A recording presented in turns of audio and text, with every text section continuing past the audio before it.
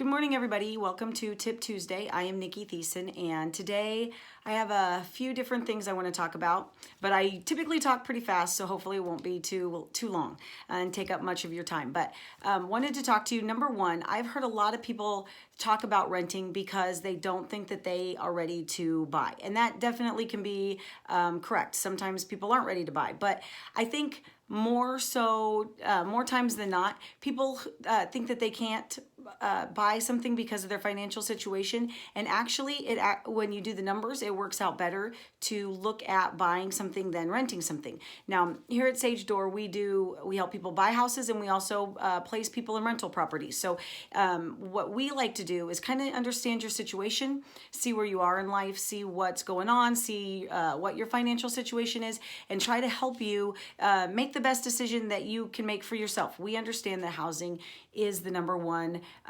investment. If you're buying a house, it's where you go home every single day. It's where you raise your families. It's very, very important. And so putting you in the right situation is really important to us. And we are happy to help you figure out what that means. So if you have wanted to buy a house, but you're not sure if that's something you can do, let us help you. Let us guide you through the process, and let's see if it makes sense for you. Maybe it does, maybe it doesn't. So that would be my first thing. Second thing, I want to talk to you a little bit about appraisals and the process of when you're buying a house. There are some things that sometimes people don't understand, and just want to give you a little bit quick version insight of when you're buying a house or when you're selling your house. You're going to have that initial stage of negotiation of what is the price, what are the closing costs, what are we going under contract, what are the terms. Then once you do that, typically the buyer will get an inspection. At that time, depending upon what the inspection says, you may go into more negotiating. Maybe there's something that nobody knew about. Maybe you might want to change the price of the house. You might ask the sellers to make some repairs. It just depends on what the situation is and what the inspection finds. But that is a time of renegotiation. Then the next one is the appraisal.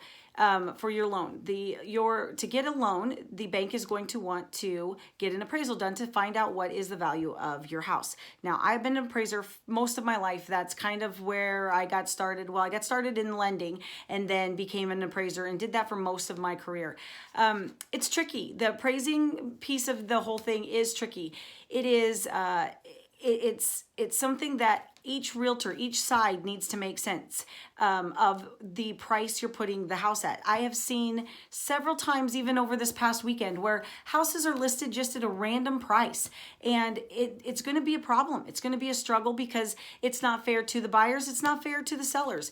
Realtors need to educate everybody on what makes sense. And just because you want a certain number out of your house, or just because you think it's worth this, or even if you bought a house for $100,000, you put $30,000 into it improvements. Let's hope it's worth more than that. But it may not be. If you spent $20,000 on a really cool water feature fountain in the front of your house, you're probably not going to get your money back for that. So it's really important for the realtors to do an analysis prior to listing your house. And if you're buying, for your realtor to help you determine if this is going to be an issue when the appraisal is completed. Because if the appraisal's done and it doesn't come in at value, then what are you going to do?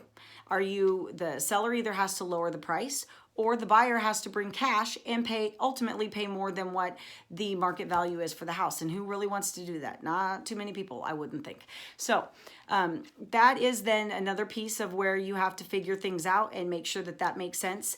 And then the final thing is your loan approval, making sure that that gets done. Once you're done with your loan approval, you're good to go. If you don't get approved, then you have a way out of not buying the property. So it's really important in the beginning stages of getting pre-approved that you're very honest with your lender and you give them all of the information, give them all of your thoughts and concerns and maybe anything that is weird about your income situation so that they can help you the best. So hopefully that explains a little bit about the importance of making sure you have good realtors, making sure you have good people working for you to help you identify should you rent, should you sell, or should you buy, and put yourself in a good situation, and then helping you through the process, making sure you're making good decisions and setting yourself up for success when you do buy your property. And last thing I wanted to mention is for the we currently do not have any properties for rent. We are full with all of the properties we manage. But I did want to say that we do have a program if you rent from us, that if you decide to buy a house, we will let you out of your lease with no penalty. So we like to help people feel like they have options with their housing, because again, we know that's such an important piece to life and to your everyday happiness. And so we want to help make sure you're put in a good situation. If you have any questions at all for any of us, for me, you can list them down at the bottom there on Facebook, and I will be happy to answer those questions. Also, give me some ideas of different questions you might have for future videos and tips for Tuesday.